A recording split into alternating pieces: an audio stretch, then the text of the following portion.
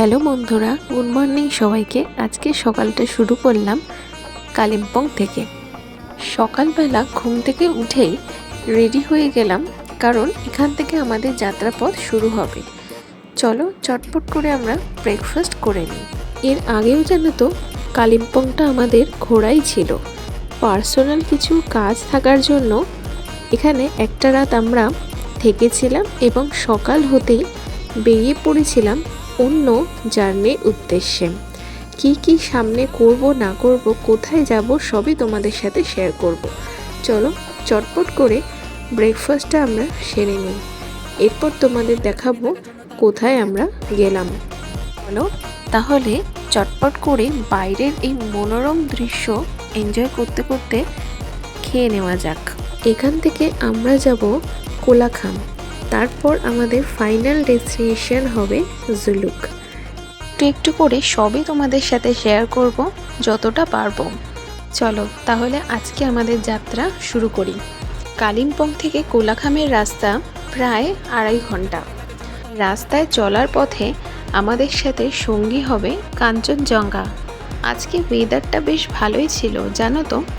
আশা করি কাঞ্চনজঙ্ঘার দর্শন আমরা পাবো। এখানেই একটা চলার পথে আমরা পেয়ে গেলাম ভিউ পয়েন্ট। এটা হলো গিয়ে ঋষভ।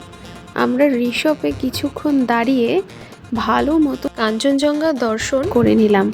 এবার যা হয় ওই কিছুক্ষণ দাঁড়িয়ে একটু চা খাওয়া, গল্প করা, সেখানকার মানুষের সাথে পরিচয় করা, সেখানকার পপুলার খাবার খাওয়া। আর আমার জানো তো ঠান্ডায় গেলেই মোমোর কথা বিশাল মনে পড়ে।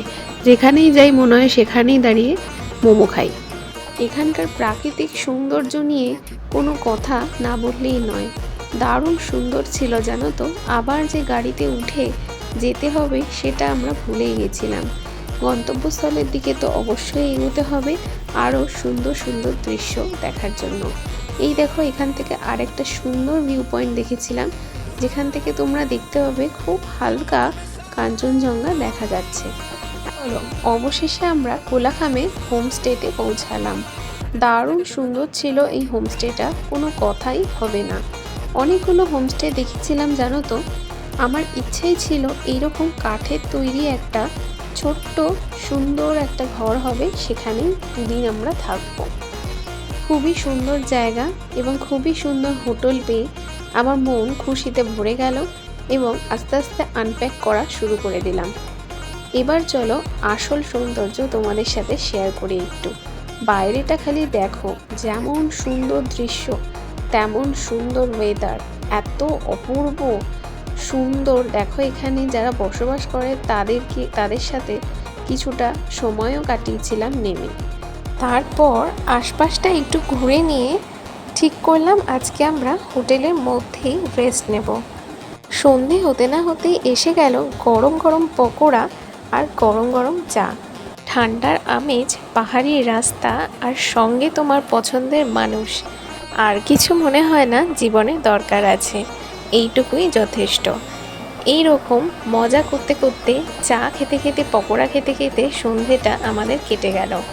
রাত্রি 8:30টার দিকে তখন আমি আর বড়মশাই ভাবলাম একটু বাইরে বেরিয়ে বাইরের আমেজটা, ঠান্ডাটা একটু মজা নিয়ে আসি। যদিও বা হোটেল থেকে বলছিল রাত্রের দিকে বেশি বেরোতে না। হলো তাহলে আজকের মতো টাটা। কালকে সকালবেলায় দেখাবো আমরা কোথায় কোথায় যাচ্ছি এবং কি কি করছি। চলো আজকে ভিডিও এইটুকুই।